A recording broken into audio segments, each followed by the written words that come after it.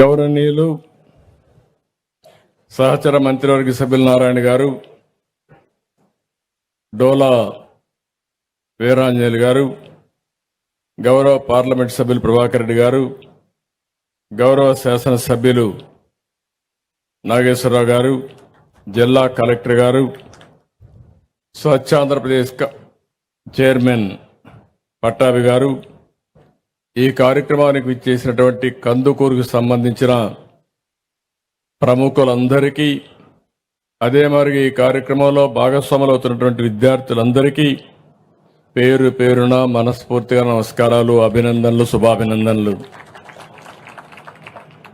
ఈరోజు నేను మూడో శనివారం కందుకూరుకు వచ్చాను. స్వచ్ఛాంధ్ర కార్యక్రమంలో మీలో ఒకటిగా భాగస్వామి కావడానికి వచ్చాను. ఇప్పుడే చాలామంది మాట్లాడారు. కొంతమంది బయట ప్రపంచానికి చెప్పకపోయినా ఈరోజు పార్వతీపురం నుంచి వచ్చారు, మచిలీపట్నం నుంచి వచ్చారు. ఒక నమ్మిన సిద్ధాంతం కొరకు స్వచ్ఛందంగా పనిచేసే పరిస్థితికి వచ్చారు. ఈరోజు వాళ్ళందరినీ మరొక్కసారి మనందరి తరపున మనస్ఫూర్తిగా అభినందిస్తున్నా, ధన్యవాదాలు తెలియజేస్తున్నా. ఈరోజు సమాజం కోసం ప్రతి ఒక్కరి బాధ్యతగా మనం పనిచేయాల్సిన అవసరం ఉంది. ఈరోజు మనం చూస్తే మన ఇల్లు, మన ఊరు, మన రాష్ట్రం స్వచ్ఛంగా ఉండేలా ప్రతి ఒక్కరూ పరిశుభ్రత, అదే మరిగా ఎక్కువ ప్రాధాన్యత ఇచ్చి ప్రతి నెల 3వ శనివారం ఎట్టి పరిస్థితుల్లో ఒకటే చెప్పాను, వేరే కార్యక్రమాలు ఏమీ లేవు. 30 రోజులు మనం పనిచేస్తున్నాం. 30 రోజులు మన సమయాన్ని మనకు తెలియకుండా వెళ్ళిపోతుంది. ఒక్కరోజు ఒకే విషయం పైన స్వచ్ఛ ఆంధ్రప్రదేశ్ని కాపాడుకోవడానికి, ఆంధ్రప్రదేశ్ రాష్ట్రాన్ని స్వచ్ఛ రాష్ట్రంగా, స్వచ్ఛ ఆంధ్రప్రదేశ్గా చేస్తామని మీరందరూ కూడా సంకల్పం చేయడానికి ఈరోజు పెట్టాం. గవర్నమెంట్లో అందరినీ కోరాను, పిల్లల్లో అందరినీ కోరాం. అందరం కలిసి ఈ విషయాన్ని ఆలోచించుకోవాల్సిన అవసరం ఉంది. ఒక్కరోజు మన ఊరి కోసం, మన కోసం మనం అంకితం చేయాల్సిన అవసరం ఉంది. ఈరోజు ఇంత మునుపు మాట్లాడితే కొంతమంది చాలా స్పష్టంగా చెప్పారు. అది చూస్తే నాకు అనిపించింది, నేను చెప్పిన మెసేజ్ ఇప్పుడే వెళుతా ఉంది, ఇంకా కొన్ని రోజులు బాగా వెళుతుంది. రాబోయే రోజుల్లో మనందరికీ అది ఒక సాంప్రదాయంగా తయారు కావాలని. ముందు ఎక్కడో మార్చక్కర్లేదు, మీ మైండ్ మీరు మార్చుకుంటే ముందు ఆలోచన మైండ్ నుంచే పుడతాయి. స్వచ్ఛమైన ఆలోచనలు మీ మైండ్లోని చూస్తే ఇంక ఈ రాష్ట్రానికి తిరుగులేదు, మీకు తిరుగులేదు, మీ కుటుంబానికి కూడా తిరుగులేదని మరొకసారి ఆలోచిస్తున్నా. మీరు చూడండి, ఒక చెడు ఆలోచన చేసే వ్యక్తికి చెడు స్నేహమే వస్తుంది. అదే మరిగా ఆయన ఎకోసిస్టమ్ కూడా వాళ్ళే బిల్డప్ అవుతారు. ఒక మంచి వ్యక్తి మంచి ఆలోచన చేస్తే మంచి వాళ్ళందరూ వస్తారు. దానివల్ల వాళ్ళ వల్ల మంచి జరిగే పరిస్థితి వస్తుంది. రెండోది, మీ బాడీని కూడా, నేను ఈ మాట ఎందుకు వాడుతున్నానంటే, ఈరోజు మనం పీల్చే గాలి, మనం తినే తిండి ఎక్కడికక్కడ కలుషితం అయిపోయింది. ఈ తిండి తింటే ఈరోజు మీ ఆరోగ్యం, క్యాన్సర్ వస్తూ ఉంది, అనేక సమస్యలు వస్తున్నాయి. అందుకే నేను పదే ముందు మన మైండ్ని కంట్రోల్ చేయాలి.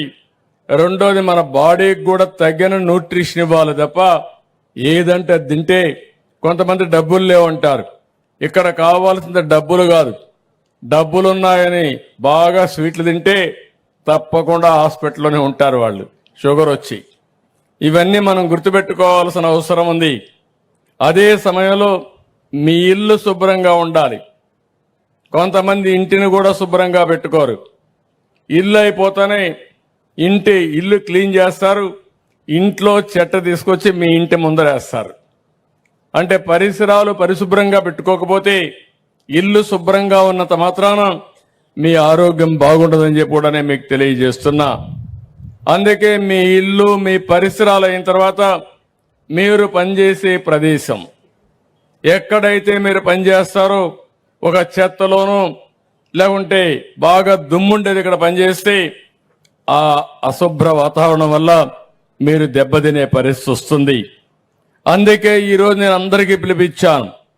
బహిరంగ ప్రదేశాలు కానీ అదే మరి స్కూళ్ళు, కాలేజీలు, ప్రభుత్వ కార్యాలయాలు, ప్రార్థన మందిరాలు, పరిశ్రమలు, ఇది మనందరి బాధ్యత. నేను ఐటీసీని అభినందిస్తున్నా. ఐటీసీ ఒక పేపర్ ఇండస్ట్రీ. ఈరోజు ఒక పేపర్ ఇండస్ట్రీ ఐటీసీ రాష్ట్రం మొత్తం ఈ పేపర్ని రీసైకిల్ చేయడానికి మీరు పాత పుస్తకాలు ఇస్తే కొత్త పుస్తకాలు మీకు ఇస్తున్నారు. మీరు ఆ పాత పుస్తకాలు కానీ ఇంట్లో పారేస్తే అది వృధా అయ్యే పరిస్థితి వస్తుంది. ఈరోజు దీనివల్ల రెండు విధాలుగా లాభం. ఒకటి, ఆ పుస్తకాలు తెచ్చిచ్చిన విద్యార్థులకి కొత్త పుస్తకాలు వస్తాయి, డబ్బులు పెట్టి కొనే పని లేదు. రెండవది, మళ్ళీ చెట్లు నరికే పని లేదు. చెట్లు నరక్కపోతే ఆటోమేటిక్గా మనకు ఆక్సిజన్ ఇస్తాయి. ఇలాంటివన్నీ కూడా మనం గుర్తుపెట్టుకోవాల్సిన అవసరం ఉంది. నేను ఈరోజు ఒకటే అంటున్నాను, ఇది నేనేదో బలవంతం చేస్తున్నానని కాదు. నేను ఒక ముఖ్యమంత్రిగా ప్రజాహితం కోసం ఆలోచిస్తున్నాను, భావితరాల భవిష్యత్తు కోసం ఆలోచిస్తున్నాను. అందుకే స్వచ్ఛ ఆంధ్రప్రదేశ్ అనేది ప్రతి ఒక్కరి భాగస్వామ్యం ఉండాలి. దీన్ని ఉద్యమంగా మనం ముందుకు తీసుకుపోవాల్సిన అవసరం ఉందని చెప్పి కూడా నేను మీకు తెలియజేస్తున్నా. ఈరోజు ఒకసారి బాధేస్తుంది. మొన్నే నేను చూశాను, పేపర్లో చూస్తే నాకు వచ్చిన సమాచారం చూస్తే గుర్రంకొండ, చిత్తూరు జిల్లా, ఒక అతను ఒక అమ్మాయిని ప్రేమించానని పెళ్లి చేసుకుంటానని బలవంతం చేసి తల్లిదండ్రులు ఆ అమ్మాయికి వేరే పెళ్లి నిశ్చయిస్తే తెల్లవారుజామున పోయి నాటకాలు ఆడి ఆ అమ్మాయిని మభ్యపెట్టి కడాన ఎనలేదన్న ఉద్దేశంతో ఏదో ఒకటి పెట్టుకొని ఆ అమ్మాయిని పొడి చేసే పరిస్థితికి వచ్చాడు. చావు బ్రతుకులపైన హాస్పిటల్లో చేరే పరిస్థితి వచ్చింది. నాటకాలు ఆడే పరిస్థితికి వచ్చాడు. ఏదో విషయం తాగినట్టు ఏదో ఇద్దరు కలిసి ఆత్మహత్య చేసుకుంటామని చెప్పి మభ్యపెట్టడానికి ప్రయత్నం చేశాడు. ఏమనాలో నాకైతే అర్థం కాదు. మొన్నే నేను చూశాను, గుంటూరులో ఒక దుర్మార్గుడు 2 సార్లు ఆడవాళ్లపైన అత్యాచారం చేస్తే జైలుకు పోయాడు. మళ్ళీ జైలు నుంచి వస్తానే మళ్ళా అత్యాచారం చేసే పరిస్థితికి వచ్చాడు. వాడిని ఏమనాలో నాకైతే అర్థం కావడం లేదు. ఇంకొక అతను నేను చూశాను, 6 సంవత్సరాల అమ్మాయిని 75 సంవత్సరాల వయసుండే వ్యక్తి అత్యాచారం చేసే పరిస్థితికి వచ్చాడు, మానభంగం చేసే పరిస్థితికి వచ్చాడు. వీళ్ళు మనుషులనాలనా మానవ మృగాలనాలనా వీళ్ళని ఏ విధంగా ట్రీట్ చేయాలని అడుగుతున్నా. అందుకే నేను ఒక మాట చెప్పాను, ఈ ప్రభుత్వం నేరస్తుల పట్ల కఠినంగా ఉంటాం, గుండెల్లో రైళ్లు పరిగెత్తిచ్చే విధంగా ఉంటాం. వీళ్ళ మైండ్స్ అన్ని ఖరాబ్ అయిపోయినాయి. నేరాలు చేసి, ఘోరాలు చేసి, అకృత్యాలు చేసి మళ్ళా తప్పించుకుంటామనో 2 రోజులే కదా జైలు, మళ్ళా బయట వస్తామనుకుంటున్నారు. నేను ఒకటే హెచ్చరిస్తున్నా, ఈ ప్రభుత్వం 0 టాలరెన్స్. ఎవడైనా సరే ఆడబిడ్డల జోలుకొచ్చినా, ఈ గడ్డ పైన నేరాలు చేయాలనుకున్నా అలాంటి వాళ్ళు మాత్రం ఎట్టి పరిస్థితుల్లో వదిలిపెట్టం, ప్రజాహితం కోసం అని మరొక్కసారి మీ అందరికీ విజ్ఞప్తి చేస్తున్నా. ఇలాంటి జరిగినప్పుడు అనిపిస్తుంది, ఏం చేయాలనో మీరు కూడా ఆలోచించుకోవాల్సిన అవసరం ఉంది. గంజాయి విపరీతంగా పెరిగింది, డ్రగ్స్ పెరిగాయి. ఈరోజు మీరు చూస్తున్నారు, ఒక విధంగా గంజాయి పైన యుద్ధమే చేస్తున్నాం. డేగా కన్నులు పెట్టాం. ఎవడైనా సరే గంజాయి తాగినా, గంజాయి ఉత్పత్తి చేసినా ఎట్టి పరిస్థితుల్లో ఈ ప్రభుత్వం ఉపేక్షించదు. అదే మరి డ్రగ్స్ కూడా మనందరం కూడా ఆలోచించుకోవాల్సిన అవసరం ఉంది. మన పిల్లలు కూడా ఆలోచించుకోవాల్సిన అవసరం ఉంది. ఇలాంటి స్వచ్ఛమైన ఆలోచనలు మీరందరూ ఇంట్లో చేసినప్పుడే ఈ రాష్ట్రానికి మేలు జరుగుతుందని చెప్పి కూడా నేను మీకు తెలియజేస్తున్నా. ఒక పక్కన ఈ కార్యక్రమాలు చేస్తూనే ఇంకో పక్కన మీరు ఒకసారి చూస్తే ఈరోజు మనం ఈ స్వచ్ఛ ఆంధ్రప్రదేశ్ కోసం అనేక కార్యక్రమాలతో మనం ముందుకు పోవాల్సిన అవసరం ఉంది. ఈరోజు ఇక్కడ నేను చూసినప్పుడు ఇప్పుడే మిత్రులందరూ మాట్లాడారు, చాలా విషయాలు కూడా చెప్పారు. ఈరోజు నెలవారీగా 12 నెలలు 12 థీములు తీసుకున్నాం. ఒక్కొక్క నెలలో ఒక్కొక్క ఫోకస్ ఏరియా తీసుకుని ప్రత్యేక థీమ్తో స్వర్ణాంధ్ర స్వచ్ఛాంధ్ర కార్యక్రమానికి ముందుకు పోతున్నాం. ఈ నెల అయితే రిసోర్సెస్ క్యాప్టెన్తో ఈరోజు అవగాహన కల్పించడానికి ముందుకొచ్చాం. వ్యర్థాల నిర్వహణ, ప్రజల భాగస్వామ్యం పెంచడం, నీటి ద్వారా సంక్రమించే వ్యాధులను తగ్గించడం, పర్యావరణం ప్రజారోగ్యానికి ప్రాధాన్యత ఇవ్వడం, మాన్యువల్ స్కావెంజింగ్ నిర్మూలన చేయడం, ఇలాంటి అనేక లక్ష్యాలు పెట్టుకుని మొట్టమొదటిసారిగా చెత్త అంతా తీసుకొస్తే పొడి చెత్త అదే మరి తడి చెత్త వేరువేరుగా చేసి ఒక మెషిన్ కూడా తీసుకొచ్చాం. ఇంత మునుపు దీన్ని వేరువేరుగా చేయలేక చాలా అవస్థలు వచ్చి ఎక్కడికక్కడ కుప్పలు కుప్పలుగా చెత్త అంతా పేరుకుపోయే పరిస్థితి వచ్చింది. ఈ రోజటి నుంచి ఒకటే ఆదేశాలు ఇచ్చాం. కందుకూరులో ఆ మెషిన్ పనిచేస్తుంది. రాబోయే రోజుల్లో 25 మెట్రిక్ టన్నులు చెత్త ఇక్కడ తయారైతే ఆ రోజే కలెక్ట్ చేసి పూర్తిగా సెగ్రిగేషన్ చేసి రీసైక్లింగ్ పంపించే బాధ్యత ఈ ప్రభుత్వం తీసుకుంటామని చెప్పి కూడా నేను మీకు తెలియజేస్తున్నా. ఈరోజు ఇంకొక పక్కన మీరు చూస్తే నెల నెల నేను అధికార యంత్రాంగానికి నిర్దిష్టమైన టార్గెట్లు ఇస్తున్నాను. ఏం చేశారో మళ్ళీ సమీక్ష చేస్తున్నాం.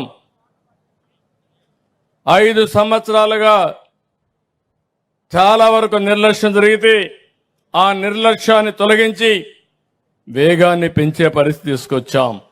48 కోట్లతో 40,000 వ్యక్తిగత మరుగుదొడ్లు పోయిన నెలకు ఈ నెలకు నిర్మాణం చేశాం. 55 కోట్ల విలువైన 1650 కొత్త కమ్యూనిటీ శానిటరీ కాంప్లెక్స్లు కానీ కమ్యూనిటీ పబ్లిక్ టాయిలెట్స్ కానీ మంజూరు చేశాం.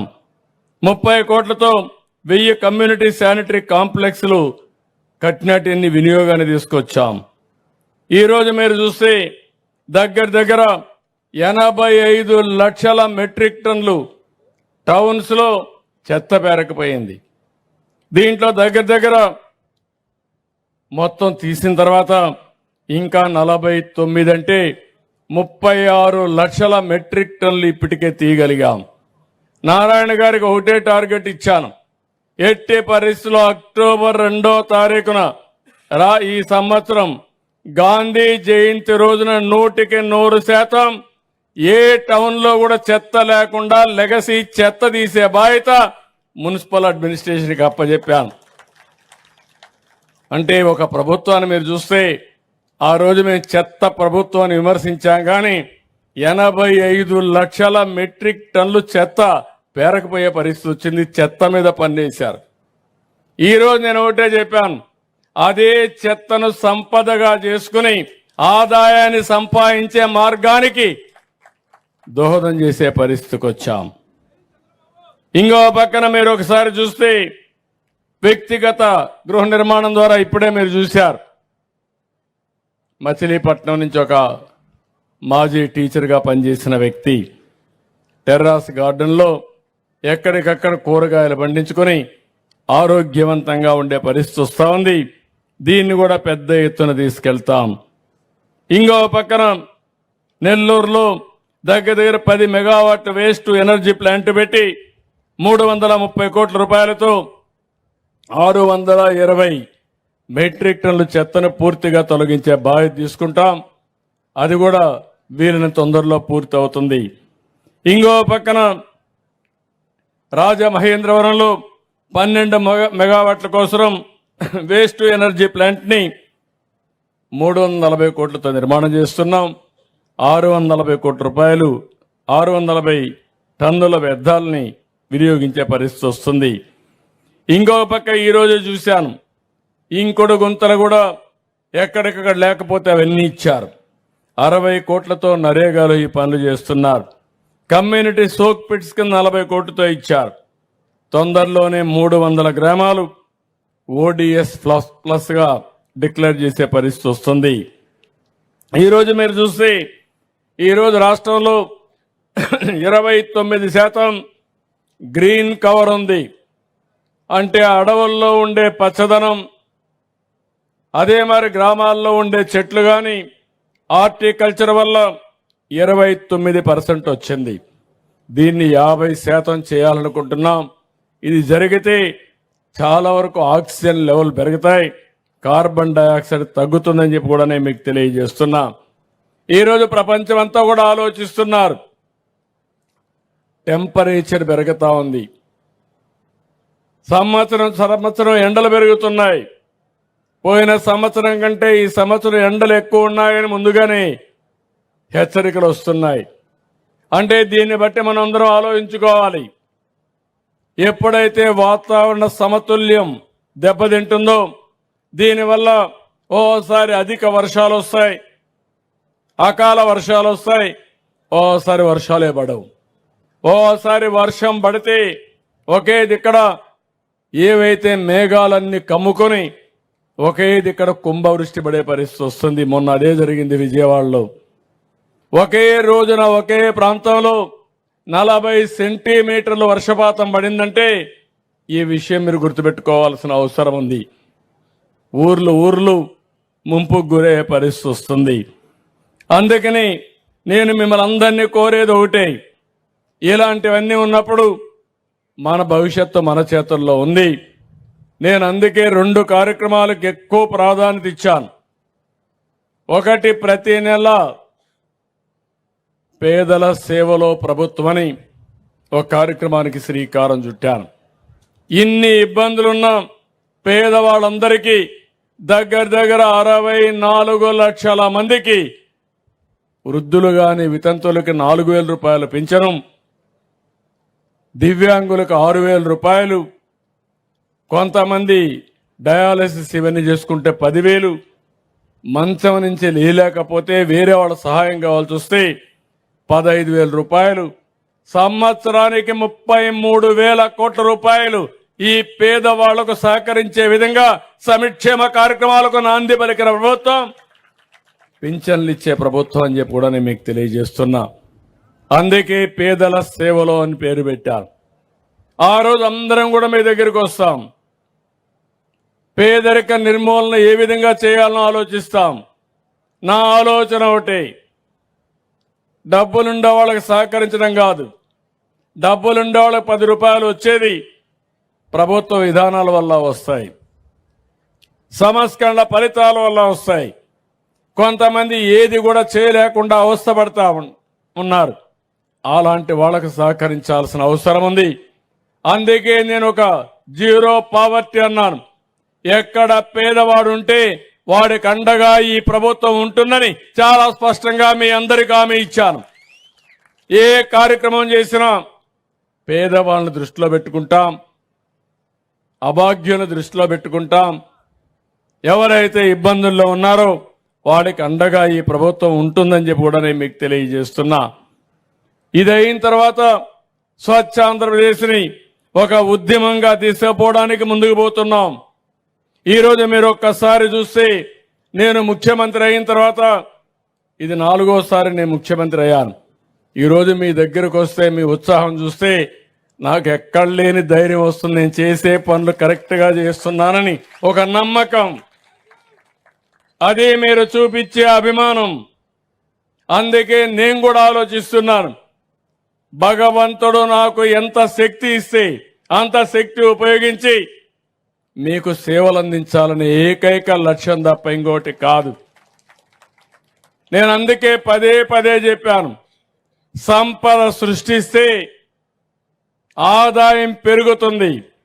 సంపద సృష్టించాలంటే అభివృద్ధి చేయాలి. ఆదాయం వస్తే ఆ ఆదాయాన్ని పేదల సంక్షేమం కోసం ఖర్చు పెడతాం, పింఛన్లు ఇస్తాం, ఇంకా అనేక కార్యక్రమాలకు తల్లికి వందనం అన్ని ఇస్తాం.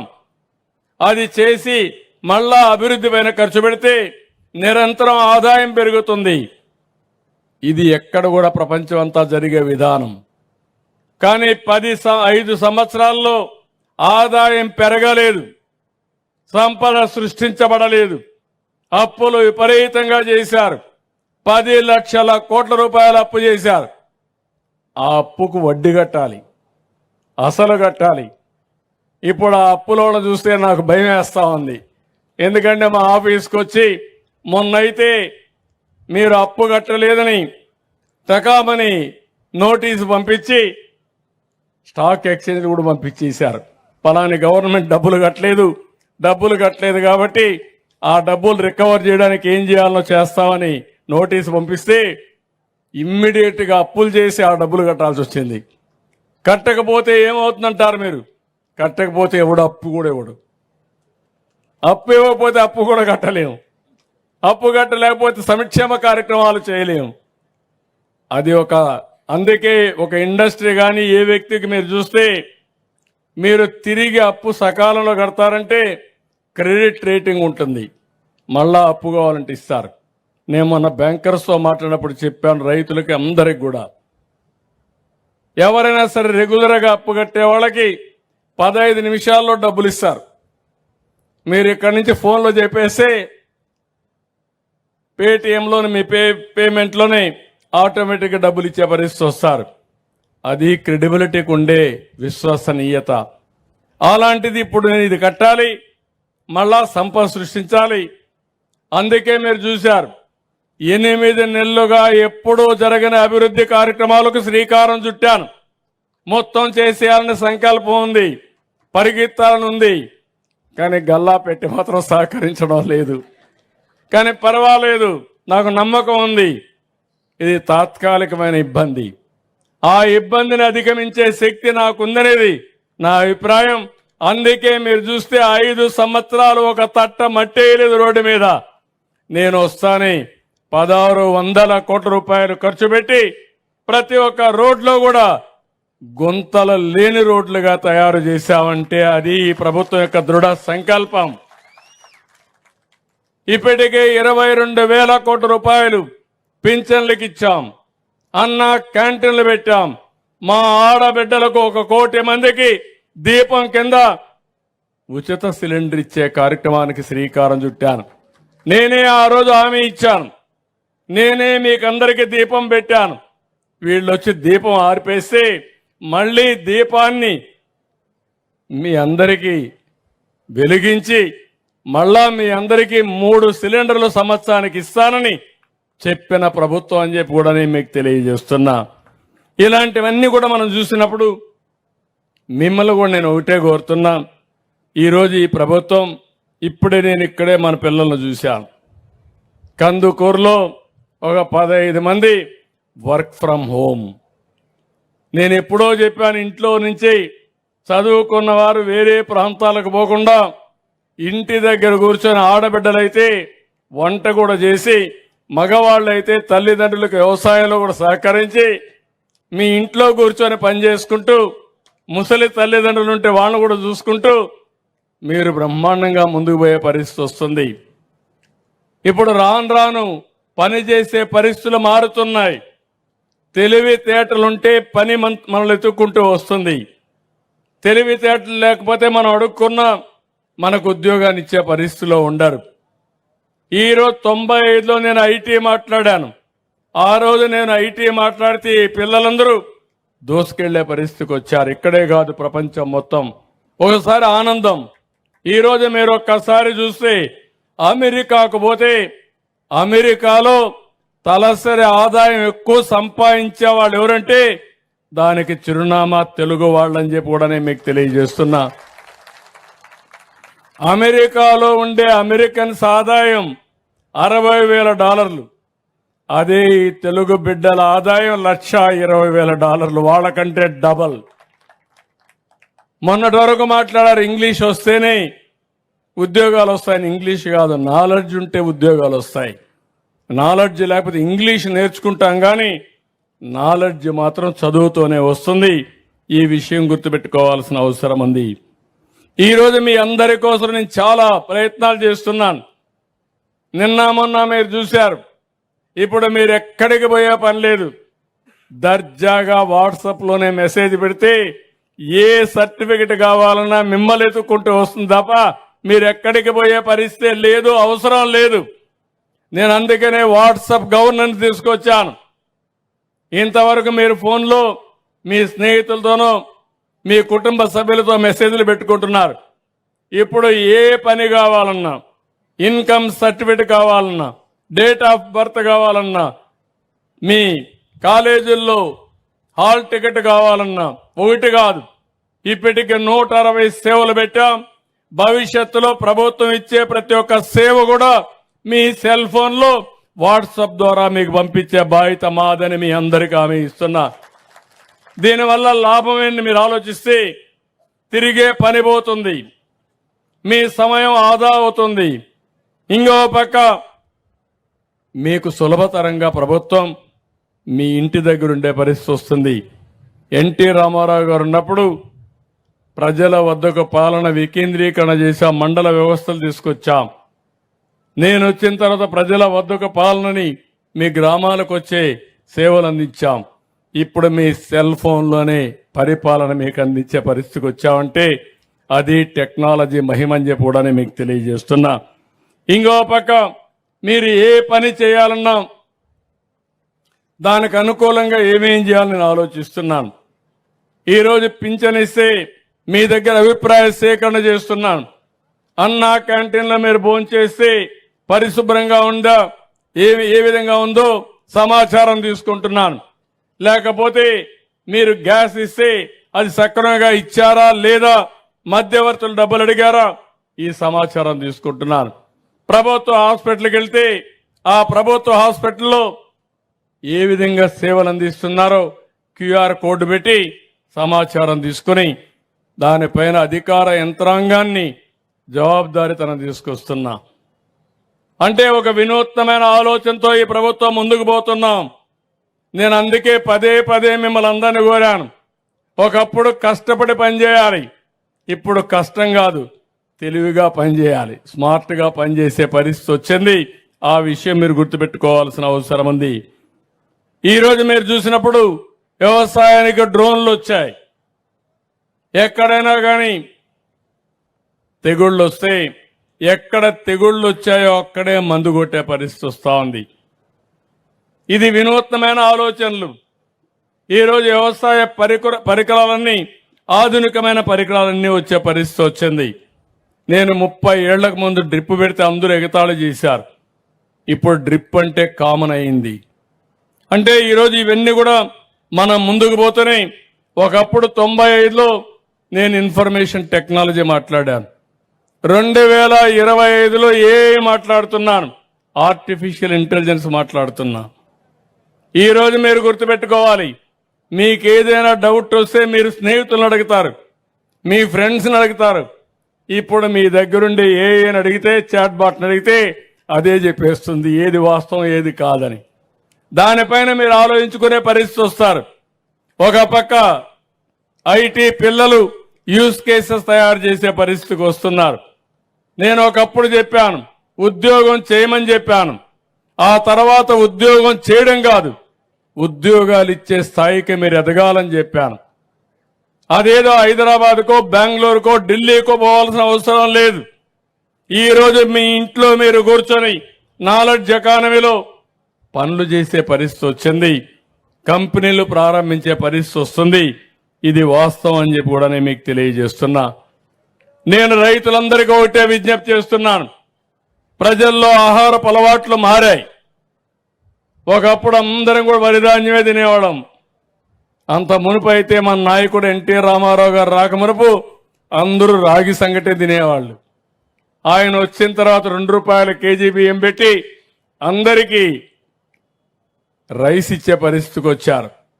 ఈరోజు రైస్ కూడా తినే పరిస్థితి లేదు. చాలా మంది షుగర్ వస్తుందని రైస్ మానేసి కూరగాయలు ఎక్కువ తింటున్నారు, లేకపోతే ప్రోటీన్స్ ఎక్కువ తింటున్నారు, మిల్లెట్స్ ఎక్కువ తినే పరిస్థితికి వస్తున్నారు. ఇలాంటివి వచ్చినప్పుడు రైతులు కూడా మారాల్సిన అవసరం ఉంది. ఇప్పటికే చాలా మంది మారారు.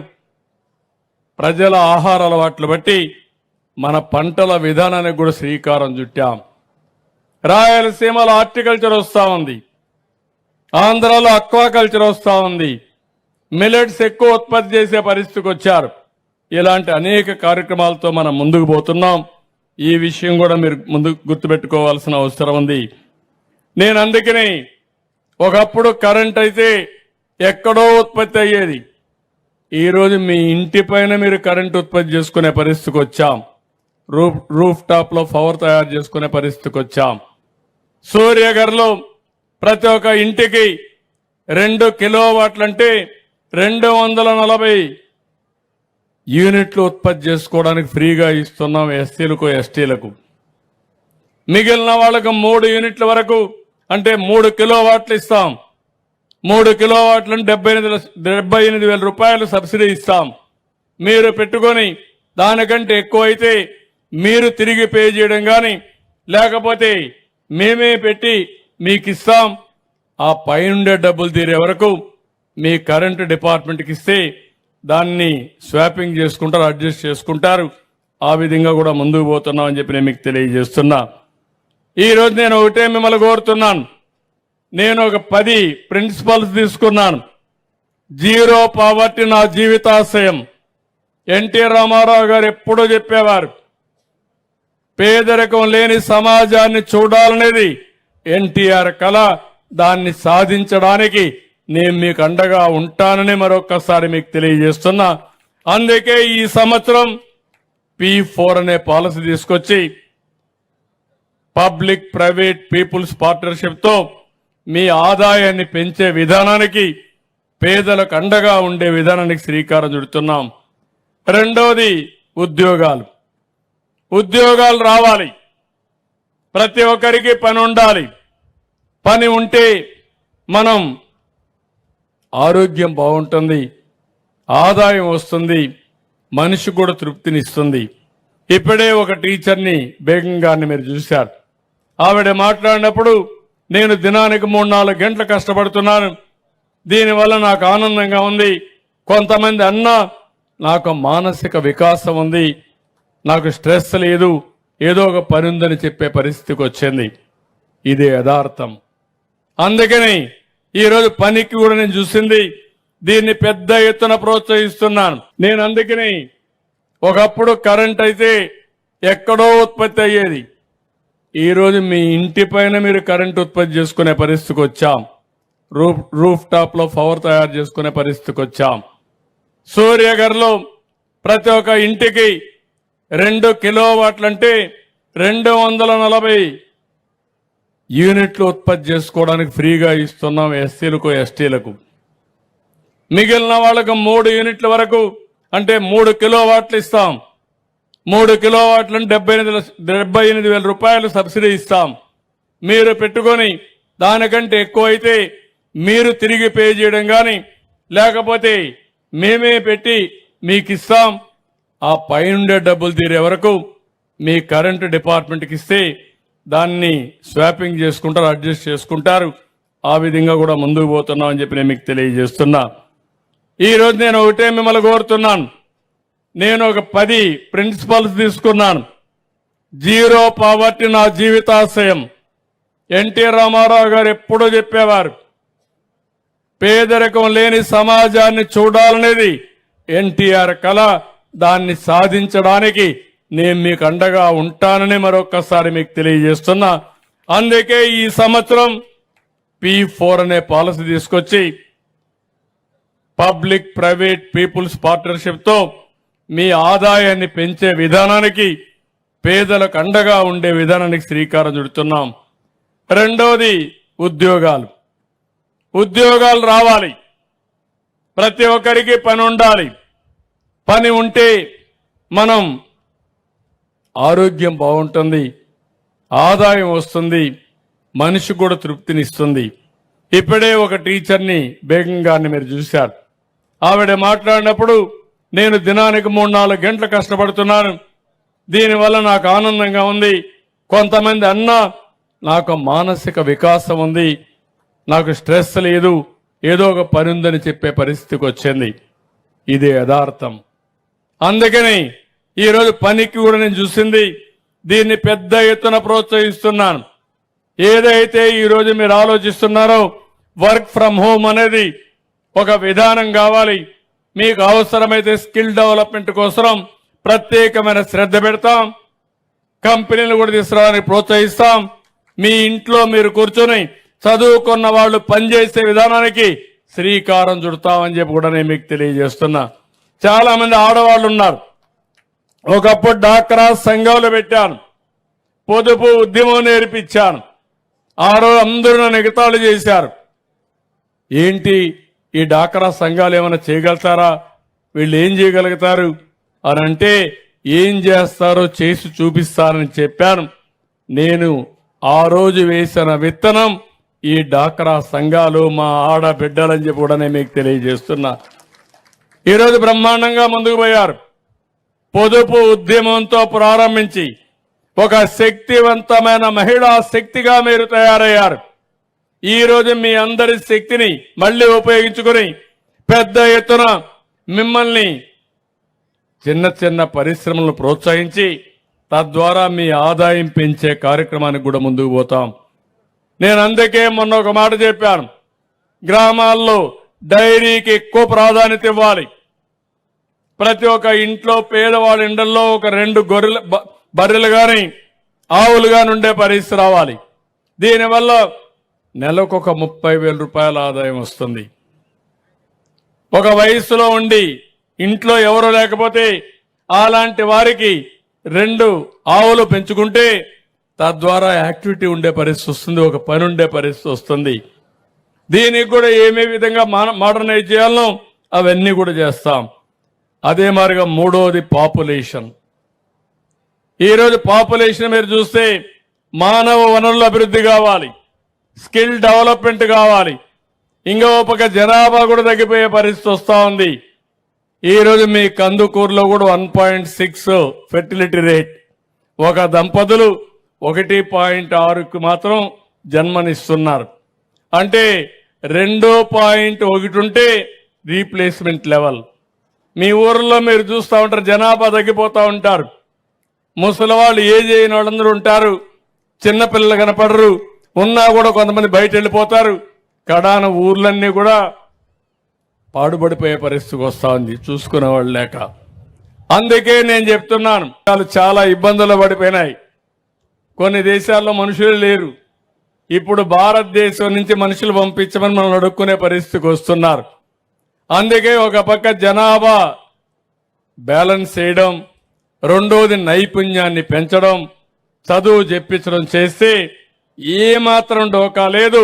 ప్రపంచాన్ని శాసించే శక్తి మన పిల్లలకు ఉందని చెప్పి కూడా నేను మీకు తెలియజేస్తున్నా. అదే నిరూపించాలనుకుంటున్నాం. ఇంకో పక్కన మీరు ఒకసారి చూస్తే వాటర్ సెక్యూరిటీ,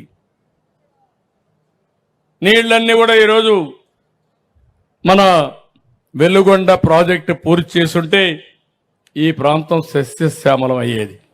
అది చేయకుండా ఇబ్బందులు వచ్చాయి, దాన్ని పూర్తి చేస్తాం. ఇంకో పక్కన నదుల అనుసంధానానికి కూడా శ్రీకారం చుట్టి ముందుకు పోతామని చెప్పి కూడా నేను మీకు తెలియజేస్తున్నా. వ్యవసాయాన్ని ఆధునీకరణ చేస్తాం, టెక్నాలజీ తీసుకొస్తాం, పెద్ద ఎత్తున ముందుకు పోతాం. ఇంకో పక్క మనం తయారు చేసే వస్తువులన్నింటినీ కూడా పక్కాగా తయారు చేసి మంచి బ్రాండెడ్ ఐటమ్స్ గా చేసుకోవాల్సిన అవసరం ఉంది. మన రాష్ట్రంలో పోర్ట్లు డెవలప్ కావాలి, విమానాశ్రయాలు డెవలప్ కావాలి, రోడ్లు బాగుండాలి. ఇప్పుడు నేషనల్ హైవేస్ వచ్చాయి, రోడ్లు బాగున్నాయి. 5 ఏళ్లు రాష్ట్ర రోడ్లన్నీ అధ్వానంగా పోయినాయి, ఇప్పుడు అవన్నీ రిపేర్లు చేస్తున్నాం. ఇంకో పక్క ఎక్కడికక్కడ కరెంటు ఛార్జీలు విపరీతంగా పెరుగుతున్నాయి. దీనికి కూడా ఆలోచిస్తున్నాను. కరెంటు ఛార్జీలు తగ్గించాలంటే ఎక్కడికక్కడ సోలార్ ఎనర్జీ రావాలి, ఇంకో పక్క విండ్ ఎనర్జీ రావాలి. మనం కొనే కరెంటు ధరలు తగ్గితే తప్ప వినియోగదారులకు చౌకగా కరెంట్ ఇచ్చే పరిస్థితి లేదు. దీనిపైన కూడా శ్రద్ధ పెట్టాం. 9 స్వచ్ఛ ఆంధ్రప్రదేశ్ కార్యక్రమం ఇది రాష్ట్ర భవిష్యత్తునే మార్చాలి. నేను ఒకటే చెప్తున్నాను, మీ ఆరోగ్యం మీ పరిసరాల పరిశుభ్రత పైన ఆధారపడింది, మీ ఆలోచన విధానం పైన ఆధారపడింది. ఇంకో పక్క మన పరిసరాలు కానీ మనం అనుకున్నట్టన్ని చేస్తే, నేను ఒక 10 చూశాను. ఈరోజు 10 స్టాల్స్ చూస్తే వినూత్నంగా 10 కూడా ఒక సందేశాన్ని ఇచ్చాయి. చెత్త సేకరణ దగ్గర నుంచి, సెగ్రిగేషన్ దగ్గర నుంచి, ఆ చెత్త మళ్ళా ఇస్తే డబ్బులు ఇచ్చే దగ్గర నుంచి మొత్తం చూస్తే నా ఆలోచన ఒకటే, ఏ చెత్త కూడా చెత్త కాదు, ఈ చెత్త నుంచి సంపద సృష్టించే అవకాశం ఉంది. చెత్తని చెత్తగా కానీ ఇచ్చేస్తే దీనివల్ల అనర్థాలు వస్తాయి. దాన్ని కరెక్ట్ గా డిస్పోజ్ చేస్తే ఒక పక్క సంపద, ఒక పక్క అవకాశంగా ఉంటుందనే ఉద్దేశంతోనే ఈరోజు ముందుకు పోతున్నామని చెప్పి కూడా నేను మీకు తెలియజేస్తున్నా. నేను ప్రపంచంలో ఉండే బెస్ట్ ప్రాక్టీస్ అన్ని తీసుకొస్తాం, అవన్నీ ఇక్కడ అమలు చేస్తాం. అదే మరి మంచి మంచి మెషినరీ ఉంటే తీసుకొస్తాం, మంచి మంచి ఆలోచనలు ఉంటే తీసుకొస్తాం. ఆ ఆలోచనలన్నీ తీసుకొచ్చి ఈ రాష్ట్రాన్ని అభివృద్ధి చేయడానికి ఏమేం చేయాలన్నో అవి చేస్తామని చెప్పి కూడా నేను మీకు తెలియజేస్తున్నా. ఈరోజు కొన్ని పనులు కూడా ఉన్నాయి. ఈరోజు మీ ఇక్కడ చూస్తే ఈ గ్రామాల్లో 1229 ఎకరాలు కందుకూరు రెవెన్యూ విలేజ్, దీన్ని గర్భ కంట్రీగా అనౌన్స్ చేశారు. పీబీపీ అంటే పట్టాదారు పాస్ పుస్తకాలు ఇవ్వడం లేదు. చాలా మంది పెళ్లిళ్లు కూడా చేయలేకుండా, సొంత భూమిని అమ్ముకోలేక పెళ్లిళ్లు కూడా చేయలేకుండా అవస్థపడే పరిస్థితికి వచ్చారు. తప్పకుండా ఈ 1829 ఎకరాలు కలెక్టర్కి ఆదేశాలు ఇస్తున్నా, గ్రామ సభ పెట్టి రికమెండేషన్ చేయమంటున్నా. తొందరలోనే మీకు పట్టాలు ఇచ్చేదానికి ప్రభుత్వం ముందుకు వస్తామని మీ అందరికీ హామీ ఇస్తున్నా. ఇలాంటి సమస్యలు ఒక పక్క, ఇంకో పక్క మీరు చూస్తే 5 సంవత్సరాలుగా ఈ రాష్ట్రంలో అనేక సమస్యలు వచ్చాయి. ఎక్కువ సమస్యలు భూ సమస్యలు వచ్చాయి. కొంతమంది ఇష్టం లేకపోతే, వీళ్ళ మాట వినలేదని, వీళ్ళకు వ్యతిరేకంగా ఉన్నారని 22A పెట్టే పరిస్థితికి వచ్చారు. అంటే ప్రైవేట్ భూముల్ని ప్రభుత్వ భూములుగా వక్రీకరించి రికార్డులు రాసి ఇబ్బందులు పెట్టే పరిస్థితికి వచ్చారు. అవన్నీ కూడా ఏ విధంగా చేయాలనో అవన్నీ కూడా చేస్తాం. ఇప్పటికే చాలా వరకు గ్రామ సభలు పెడుతున్నాం, రెవెన్యూ సదస్సులు పెట్టాం. వీరినంత వరకు ఆ పనులన్నీ అవుతాయని చెప్పి కూడా నేను మీకు తెలియజేస్తున్నా. ఇక్కడ మీరు చూస్తే చాలా వరకు ఓసారి బాధేస్తుంది. 2019 ఫిబ్రవరిలో ఏఐబి 5,350 కోట్ల రూపాయలు గ్రాంట్ శాంక్షన్ చేశాం త్రాగునీటి కోసం మున్సిపాలిటీలో. దాంట్లో 333 కోట్ల రూపాయలు సీవరేజ్ కూడా ఖర్చు పెట్టాలనుకుంటే అది సరిగా చేయకుండా, ₹1 ఖర్చు పెట్టకుండా 5 ఏళ్లు కాలయాపన చేసే పరిస్థితికి వచ్చారు. 2015లో అమృత కింద దగ్గర 3,763 కోట్లు 104 మున్సిపాలిటీలకి మొత్తం ఇది శాంక్షన్ చేయించే పరిస్థితికి వచ్చాం. అది కూడా ఖర్చు పెట్టకుండా దాన్ని కూడా దుర్వినియోగం చేసే పరిస్థితికి వచ్చారు. గవర్నమెంట్ ఆఫ్ ఇండియా అయితే 2021లో అమృత్ 2 కింద దగ్గర 8,517 కోట్ల రూపాయలు ఇస్తే అది కూడా ఖర్చు పెట్టకుండా కాలయాపన చేసే పరిస్థితికి వచ్చారు. ఈరోజు గవర్నమెంట్ ఆఫ్ ఇండియా ఒక కార్యక్రమం తీసుకున్నారు. ప్రతి ఒక్క ఇంటికి ట్యాప్ ద్వారా స్వచ్ఛమైన నీళ్లు ఇవ్వాలని, అదే మరి రిజర్వాయర్ నుంచి నీళ్లు ఇవ్వాలని చెప్పి ఒక కార్యక్రమానికి శ్రీకారం చుట్టారు. ఆ కార్యక్రమం సద్వినియోగం చేసుకోవాలంటే వాళ్ళు 44% గ్రాంట్ ఇస్తే మనం 55% ఖర్చు పెట్టాలి. మనం ఖర్చు పెట్టలేక వాళ్ళు ఇచ్చిన డబ్బులు ఉపయోగించుకోకుండా ముందుకు పోయే పరిస్థితికి వచ్చారు. కడాన స్వచ్ఛ ఆంధ్రప్రదేశ్ కోసం స్వచ్ఛ భారత్లో దగ్గర 2,834 కోట్లు డబ్బులు ఇస్తే 298 కోట్లు మాత్రం ఖర్చు పెట్టి కడని ఏది ఖర్చు పెట్టకుండా వదిలిపెట్టారు. దీనిపైన మీరు చూస్తే లెగసీ చెత్తంతా తయారు చేశారు. అవన్నీ క్లీన్ చేస్తున్నాం. ఈరోజు ఫైనాన్స్ కమిషన్ డబ్బులు కూడా ఉపయోగించుకోకుండా ముందుకు పోయే పరిస్థితికి వచ్చారు. ఏది ఏమైనా నేను ఈరోజు కందుకూరులో ఒకటే హామీ ఇస్తున్నాను. ఈ మున్సిపాలిటీ నేను ఈరోజు స్వచ్ఛ ఆంధ్రప్రదేశ్ కార్యక్రమంలో ఈ మున్సిపాలిటీకి వచ్చాను. నేను ఇక్కడ మా మంత్రి నారాయణ గారికి ఎమ్మెల్యే ఎంపీకి హామీ ఇస్తున్నా. ఒక 50 కోట్ల రూపాయలు ఇమ్మీడియట్ గా ఈ మున్సిపాలిటీకి శాంక్షన్ చేసి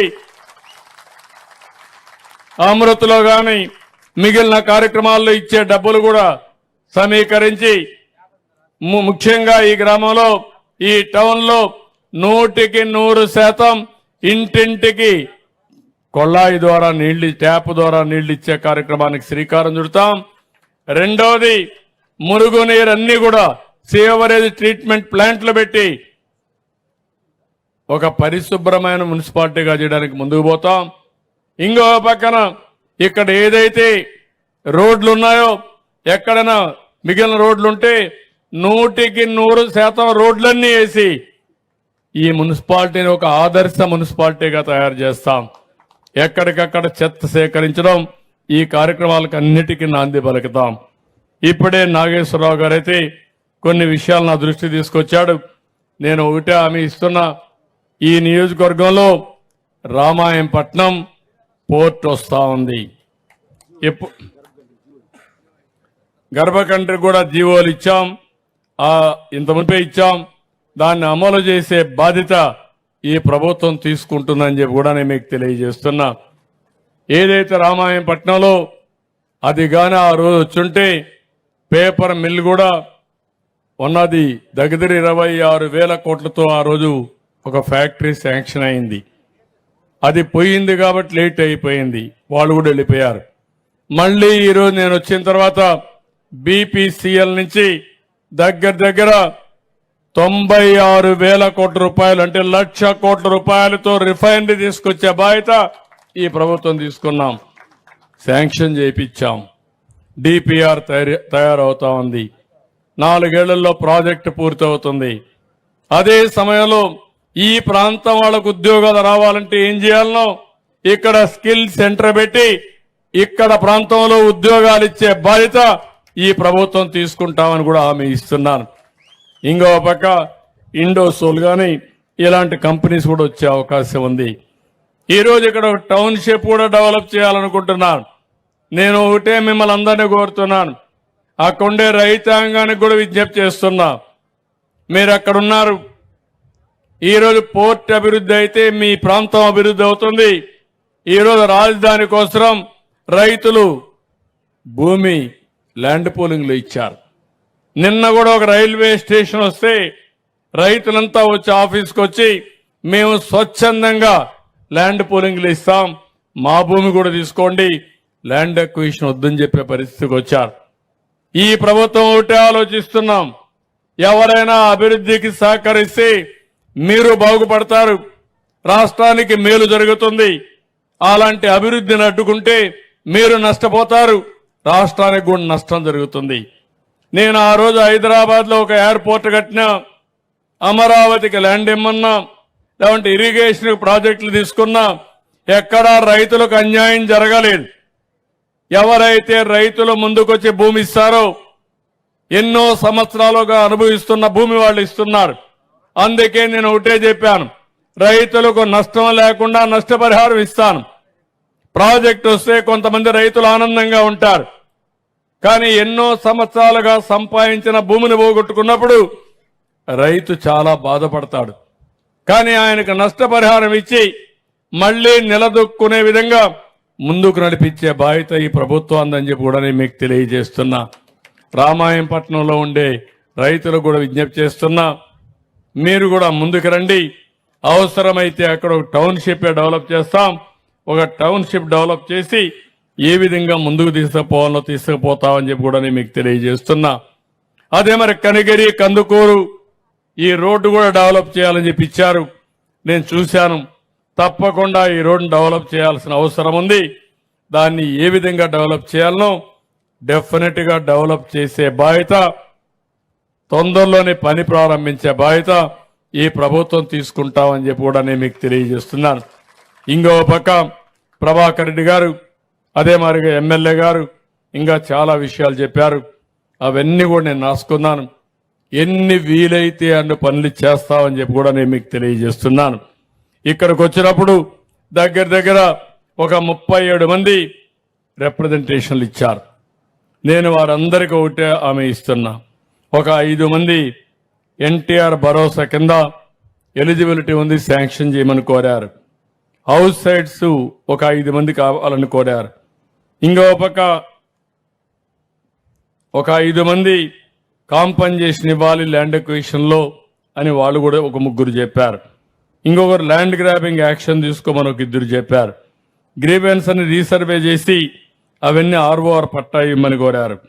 ఇంకా చిన్న చిన్న పనులన్నీ ఒక 30 మంది రిక్వెస్ట్ చేశారు. మీరిచ్చిన ప్రతి ఒక్క కాగితానికి జవాబుదారీతనంగా ఉంటాం. కలెక్టర్కి ఆదేశాలు ఇస్తున్నా. ప్రతి ఒక్క సమస్యను పరిష్కారం చేసి మళ్ళీ మీకు సమాచారం ఇస్తానని చెప్పి కూడా నేను మీ అందరికి హామీ ఇస్తున్నా. ఈ ప్రభుత్వం ఏది చెప్పినా అది చేస్తాం. అంతేకాకుండా మీ సమస్యల పట్ల ఒక పద్ధతి ప్రకారం జవాబుదారీతనంగా ఉంటాం. ఏ వ్యక్తి మంచి పని చేస్తే వారికి సహకరిస్తాం. ఎవరైనా సరిగా ఇష్టానుసారంగా ప్రవర్తిస్తే వాళ్ళని కంట్రోల్ చేస్తాం. అల్టిమేట్గా ఈ ప్రభుత్వ విధానం ప్రజాహితం అని చెప్పి కూడా నేను మీ అందరికి విజ్ఞప్తి చేస్తున్నాను. మిమ్మల్ని అందరినీ కోరుతున్నాం. ఈరోజు మీరందరూ కూడా ఒక చైతన్యం రావాల్సిన అవసరం ఉంది. ఏ ప్రభుత్వం ఏ విధంగా పనిచేస్తుందో ఆలోచించాల్సిన అవసరం ఉంది. ప్రభుత్వం బాగా పనిచేస్తే మీ జీవితాల్లో మార్పు వస్తుంది. ఈరోజు కొన్ని ప్రభుత్వాలు మీరు చూస్తే 20-30 ఏళ్ళు అధికారంలో ఉండి ఊహించిన అభివృద్ధి చేసే పరిస్థితికి వచ్చారు. కొన్ని ప్రభుత్వాలు అధికారంలో 5 ఏళ్లుండి 20-30 ఏళ్లు ఎన్నిక నెట్టేసే పరిస్థితికి వచ్చారు. ఇలాంటివన్నీ జరగకుండా ఉండాలంటే ప్రజా చైతన్యమే మార్గం అని చెప్పి తెలియజేసుకుంటూ మరొకసారి ఇక్కడికి వచ్చినప్పుడు మీ యొక్క అభిప్రాయాలు చూశాను. చాలా సంతోషం. ఈరోజు 3వ స్వచ్ఛ ఆంధ్రప్రదేశ్ కార్యక్రమం కందుకూరులో పెట్టడం నా అదృష్టంగా నేను భావిస్తున్నా. నా జీవితంలో ఎప్పుడూ మర్చిపోను. జిల్లా విషయం కూడా నా దృష్టిలో ఉంది. వీలైన తొందరలో నిర్ణయం చేస్తాం. ఎందుకంటే చెప్తానయ్యా, అంటే రాష్ట్రంలో ఇంకా కొన్ని రిక్వెస్ట్లు ఉన్నాయి. అవన్నీ కూడా దృష్టిలో పెట్టుకొని కందుకూరులో మీరు అడిగిన సమస్య, సబబైన సమస్య ఏం చేయాలో తొందరలో నిర్ణయం చేస్తామని చెప్పి కూడా మీకు హామీ ఇస్తూ, నాకు అన్ని జ్ఞాపకం ఉన్నాయి.